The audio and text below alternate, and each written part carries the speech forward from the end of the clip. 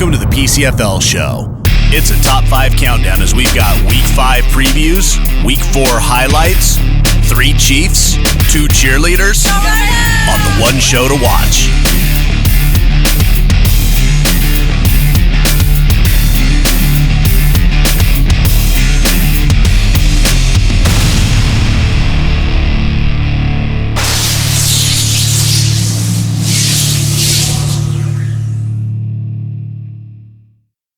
The PCFL Show is brought to you in part by 916 Design Studio. For all your design needs, call 916-747-9255. Also by La Cabana Restaurant in Suisun, the best in home-style Mexican cooking. Call 707-429-5871. This week on 3 Quick Questions, we've got 3 guests on the show here to represent the Solano Chiefs. Up first is longtime Chiefs linebacker Fred White. Fred, when did you first start playing football? 9th grade. I went to church on Saturday. I couldn't play because by the time I got out of church, the game was halfway over. So 9th grade, I was so ready. Up next is slot receiver Kyle Allen. Kyle, there's a lot of new faces added to the Chiefs this year. How are they fitting in so far? Really well, actually. A lot of the guys just came out of high school or right out of college, actually. So it's a lot of young guys who actually know football. Okay, back to Fred. You guys have had a rough start to the season, but have also shown a lot of promise. What are you looking forward to for the rest of the year?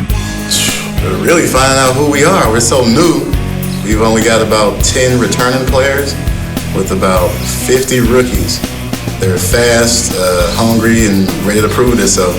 And here's a bonus question for George Allen, new owner of the Chiefs. George, what are your thoughts about being a new owner in the PCFL? I think the most exciting thing about being a new team owner in the PCFL is the fact that the PCFL stands for something.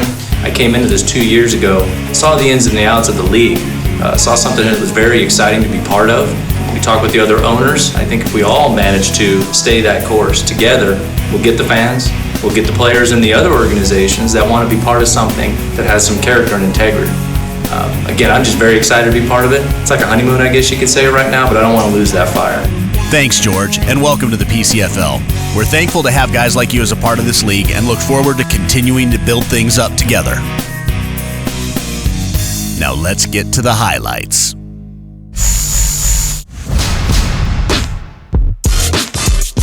The Jaguars and Rhinos had a defensive battle for the entire first half. The Rhinos started to get things moving in the first quarter, but a penalty killed the drive. Late in the second quarter, the Rhinos start moving the ball as Noel Alexander-Johnson hits John Mosley for this reception, and then follows it up with this one to Ray Price, which sets up this field goal by Anthony Gagliano.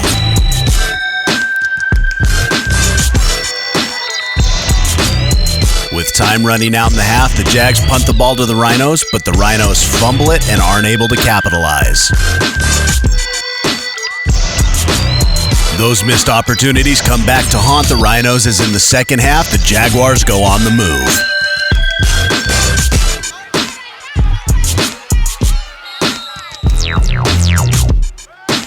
And this 3rd and 6 completion from Ronnie Small sets up Bretton McCreary to take it in on the ground for the touchdown.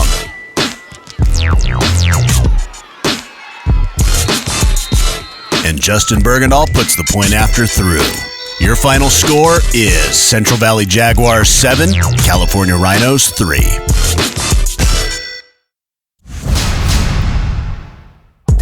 In the first quarter, Jamie Jensen hits Dante Mills with this 50-yard bomb. And Mills proceeds to take it in for the score. Later on in the quarter, the Barnstormers are on the move again. Here, tough running from Dante Mills sets up a Jamie Jensen to Tadaro Mason touchdown. But the Outlaws strike back in the second quarter as this Terrell Woodall reception sets up Tim Thomas for a touchdown run. Later on in the third quarter, the Barnstormers are on the move again. Running back Amari Carr shows an outstanding combination of agility, balance, and speed.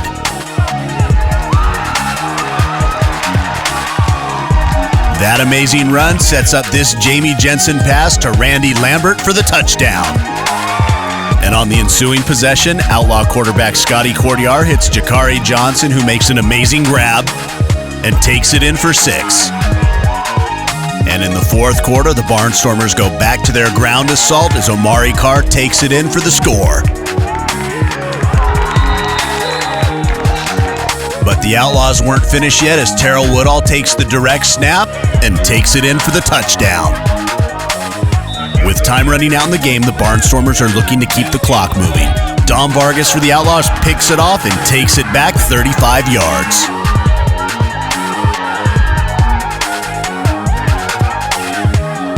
That sets up Terrell Woodall for his first receiving touchdown, second touchdown of the day. And the extra point would tie it up, but it bounces off the uprights. And your final score is Central Coast Barnstormers 27, East Bay Outlaws 26.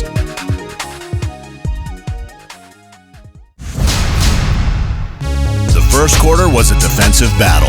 This second down sack by Sam Mickens and forced fumble pins the Assassins deep, and they're forced to punt 2 plays later. But on the Fury first down, Trent Thompson is picked off by Chris Blanson. Later on in the second quarter, the Fury get on the board when Trent Thompson hits Terrence McGee for a 27-yard touchdown pass. And on their next possession, the Fury cap a 4-play drive with this 44-yard touchdown pass from Trent Thompson to Terrence McGee. And with time running out in the half, Terrence McGee hauls in his 3rd touchdown of the day. With 30 seconds left in the half, the Fury kick it away to Joe Joyner, who takes it and hands it off to Mike Harris, who goes the distance for the touchdown.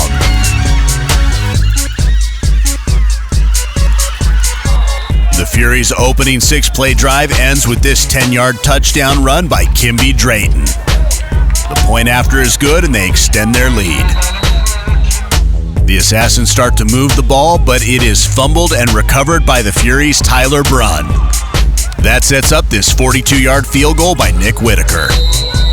Later on in the fourth quarter, the Fury are driving into the red zone, but it's picked off by Foleyemi Thomas, who takes it 75 yards.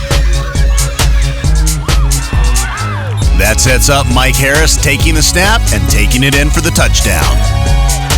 And later in the quarter, Ray Pinkston scrambles to buy time. And he finds Mike Harris in the back of the end zone for 6. Curtis Berry takes the toss for 2.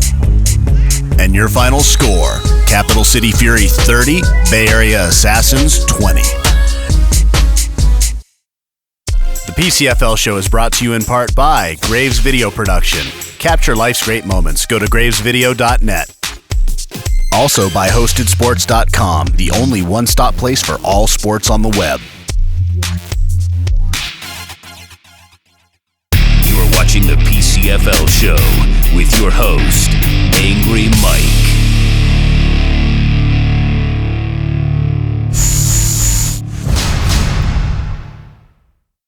Brother's name is Stephen Fowler. He played running back for us, if you remember him. If you don't remember him, at least you know his name. I ask you please keep him in your prayers. His family is here today. We're going to do a jersey retirement at halftime, but what we want to do right now is just give Steph a little love up there. Let's take a knee, and we have a couple moments of silence, and we'll go ahead and we'll get ready to play this game.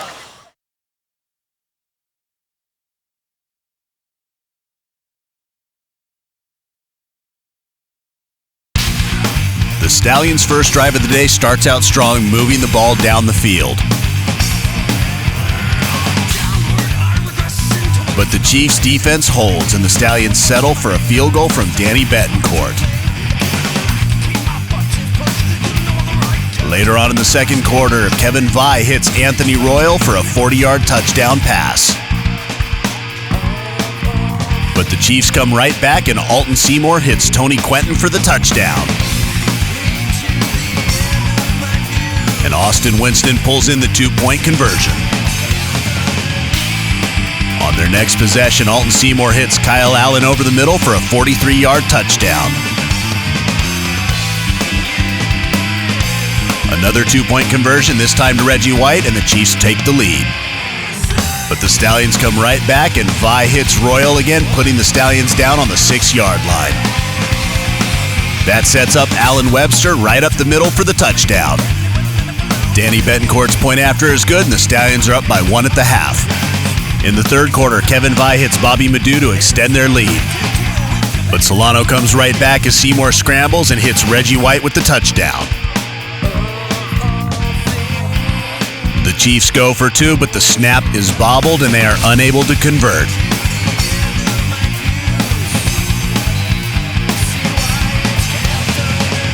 The Chiefs get the ball back with under a minute left, and in the closing seconds, Alton Seymour launches it up to the end zone. It gets batted around in and out of the hands of Austin Winston, and it's ruled incomplete. Your final score, South Bay Stallions 23, Solano Chiefs 22.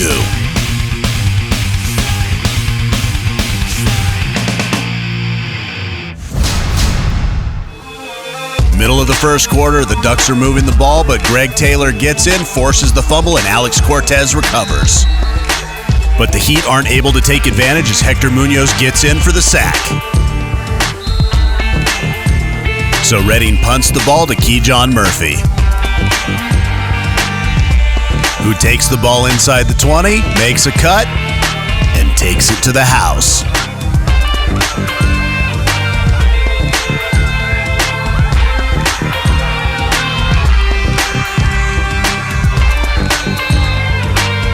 And on the next Redding possession, another punt. And while the punt is bobbled, Jared Dixon picks it up, and he too takes it to the house.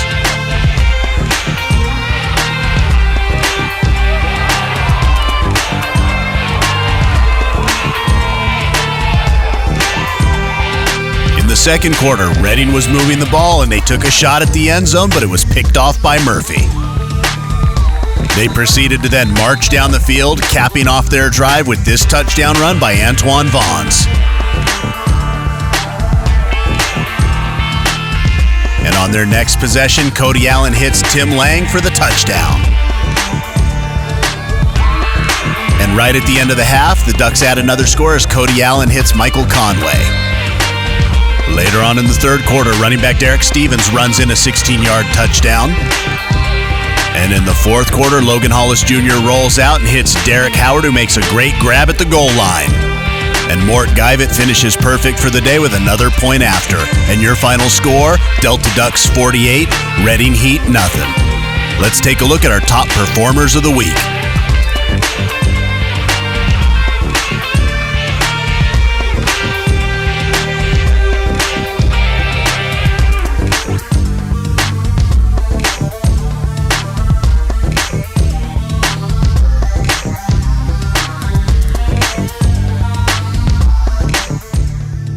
You're watching the PCFL Show.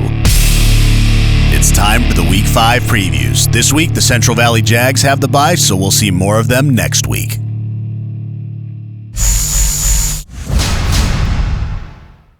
After a rough start to the season, the Barnstormers seem to be back on track thanks to their opportunistic defense and the resurgence of their running game behind Dante Mills and Omari Carr.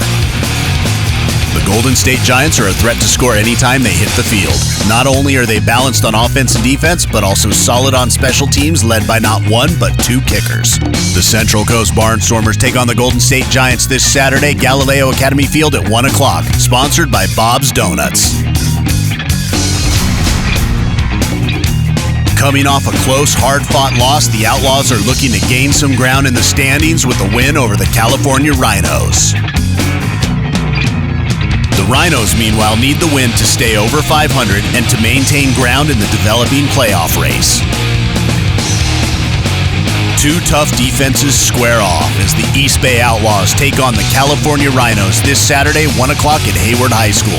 Sponsored by Shop Smart Insurance. Call for a free quote today. Both of these teams are better than their record shows, and their play in the last few weeks absolutely shows that. Alton Seymour has been a huge spark for the Chiefs. And for the Assassins, things start with Curtis Berry and Mike Harris. Somebody's getting their first win this weekend, but who's it gonna be? The Solano Chiefs take on the Bay Area Assassins this Saturday, Duker Stadium at Pinole Valley High School, 3 o'clock kickoff.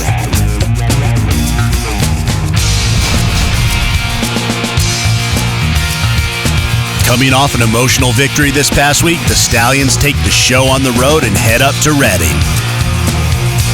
Can they continue the momentum against a Reading team that is traditionally very tough to beat at home? Can Reading shore up their special teams and get back to playing the tough defensive football they've been known to play?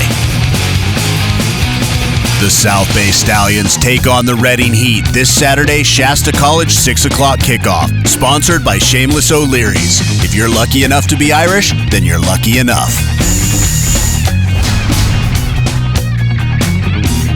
While special teams played a big role in their win this past weekend, the Delta Ducks are a balanced football team in all three facets of the game.